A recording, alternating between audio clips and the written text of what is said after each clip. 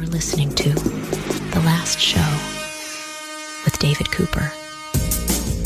College, university, it used to feel like a guaranteed ticket to success for many. But now, Gen Z, to them, it feels like a trap sometimes. I'm here with career coach Colby Goodman, and we're going to talk about regret with early career choices like education, debt, and how young people can navigate the job market that keeps on shifting these days. Colby, welcome to the show.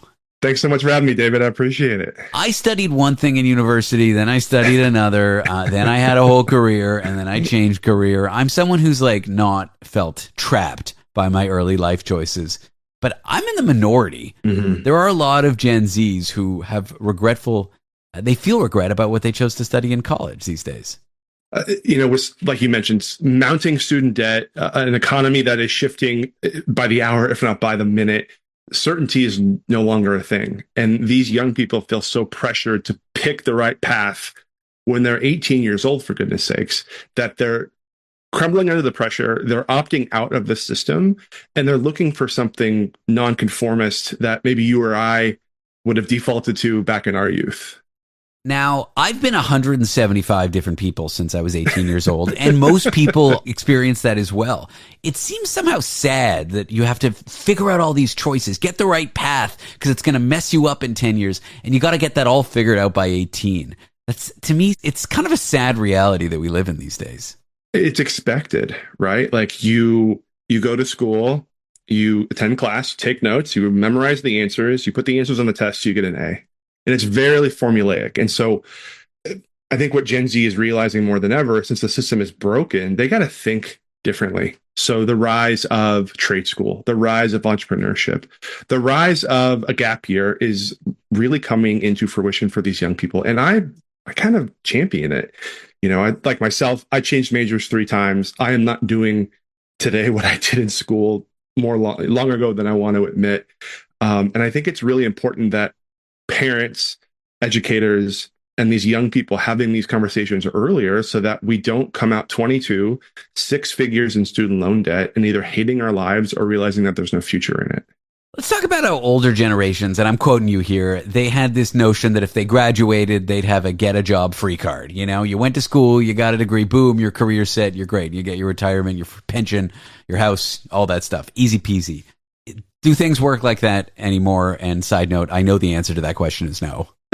Absolutely not. I'm seeing, since the onset of the pandemic, I've had more students and families of new college graduates reach out to me in a panic because the whole dynamic has changed. Because not only did those young people not get opportunities to go out there and intern and network and build themselves a career nest egg, so to speak, in their early 20s to figure out what they wanted to do. Now with the implementation of artificial intelligence, AI, ChatGPT, those menial tasks that you would give a 22-year-old new college graduate is now being automated.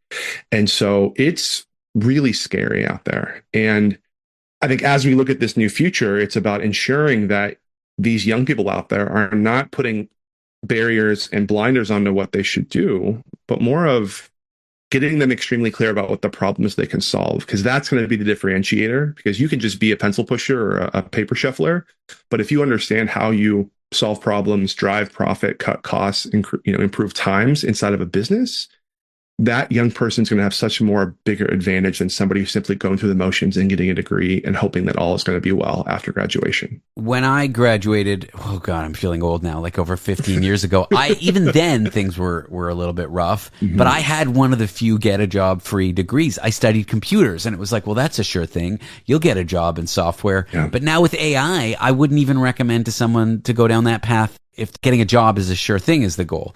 Now, my question is, are there any sure thing degrees these days? Is there any safe bets for what people can study to guarantee a job? I think it's a really good question. And I want to kind of shift it because I think the problem is I would never punish a young person to a career based on today's statistics. Sure. I say that the most fruitful career you can have is one that you are absolutely passionate about and are interested in the challenges that it brings, right? If you want employability, no matter, lifestyle or love of job, it's healthcare. People are getting older. People are getting sicker. There's a shortage in nursing and in the administrative side. So yeah, if you want a sure thing and you don't care about your engagement, your enjoyment, or you're passionate about the work, go become a nurse.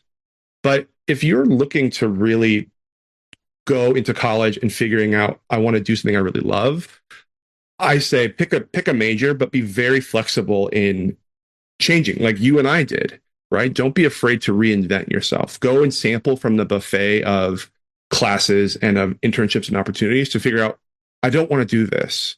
And then from there, figure out what you do want to do and use that to propel yourself in those 20s, early 30s careers. The next thing I was going to discuss is how do you know what you're passionate about? But the answer is sampling from the buffet. Like, I am deeply passionate about broadcasting. I would attempt to do this job if I didn't have it in any way.